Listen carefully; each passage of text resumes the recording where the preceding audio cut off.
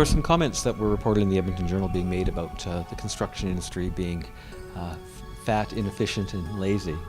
And let me provide another perspective on the whole issue of construction competitiveness.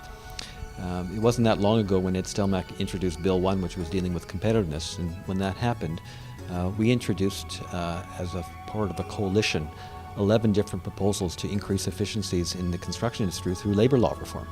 So essentially our message is, yes, there are some inefficiencies in the construction industry. Competition is a wonderful thing, and we believe very, very strongly that competition is a driver for helping an industry or for an industry becoming more competitive.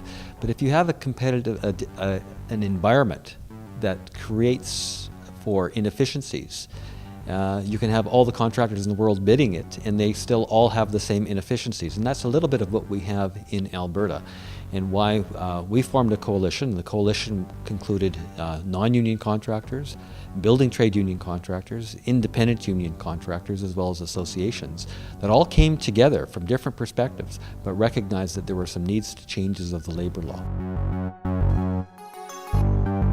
Imagine an environment right now that we have here where we have labor shortages, and we have areas where we have unemployed workers who are not going to work for our different construction companies. Why?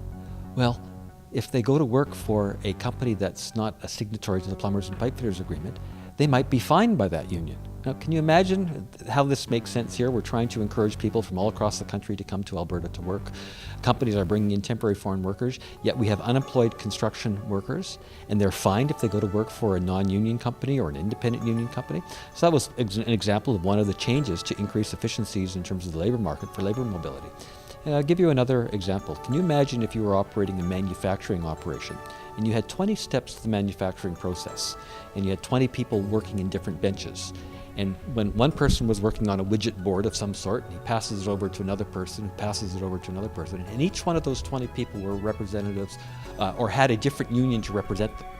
And the company had to have 20 sets of collective bargaining, 20 different grievance procedures, 20 different pension plans, 20 different benefit plans. Well, that's how our labor board functions when it comes to looking at the construction industry. In Alberta, they do not allow multi-craft bargaining units, which means that if a contractor has union relationships, as an example, a general contractor would have 4 different relationships: carpenters, laborers, cement finishers, and equipment operators. He's got jurisdiction problems involving 4 unions. He's got payroll remittances for benefit plans to make to 4 different unions. He's got 4 different sets of rules to govern in his operations. It's a highly inefficient environment.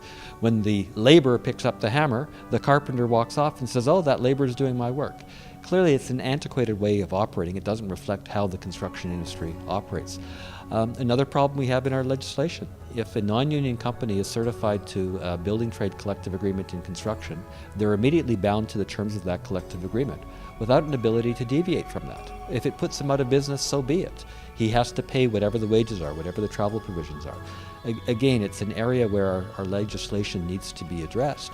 These different risks end up being passed on to the ultimate consumers of construction products, and uncertainties that occur in the execution of construction projects. From an Alberta perspective, we need ways to get oil and gas products out of our province. Interestingly, the dynamic is shifting to more of a Canadian perspective. There's, generally speaking, now a greater understanding of the loss of federal income, the loss of jobs if we're shut in. And from a BC perspective, I think we have resources. BC has resources, and we'll be looking to getting their oil and gas to different markets as well. And it's in the interest of the BC economy to do that. There's job creation. And clearly we need to be looking at this from a Canadian perspective in terms of what is good. Clearly, pipelines going from Alberta into BC is going to benefit the BC construction industry. It's going to benefit the BC industries overall in terms of generating extra more opportunities for wealth generation.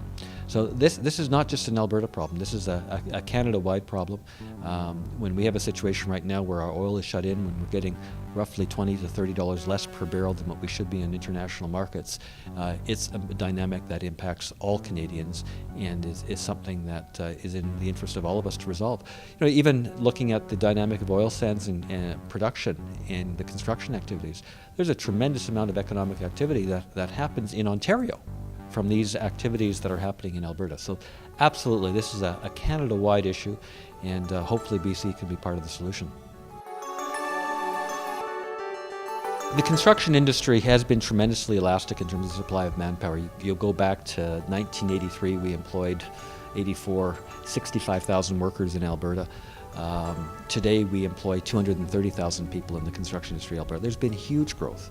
And that growth has happened because the industry has been very, very successful at reaching out to young people into the high schools, generating interest among young people to be apprentices, not necessarily just young people. 40-year-old shoemakers who want to switch occupations are working in the construction industry and are finding that as an occupation that has tremendous rewards. What we're finding, though, is simply generating new workers through young people in Alberta is not sufficient. The growth in the construction activity, you look at the numbers from the early 80s to where we are today, you look at the demographic factors in terms of people retiring. We're doing, I think, a very good job at bringing young people into our industry, but that is not sufficient given the growth of our industry and the demographic challenges ahead. So, absolutely, we need young Canadians from all over the country to come to Alberta and other provinces as well. Saskatchewan's in a similar situation.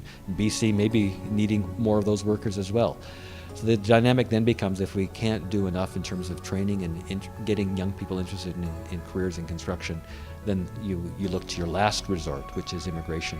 Be it permanent immigration, there have been some good changes that have happened from the federal government on that dynamic, as well as temporary foreign workers. And temporary foreign workers are a great solution to short-term spikes.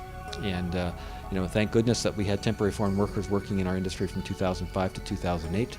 Some of them went home after 2008, and if we had just done all of the recruitment locally, we would have had big unemployment problems. So in some respects, it's a bit of a release valve during really, really peak cyclical periods that we experience.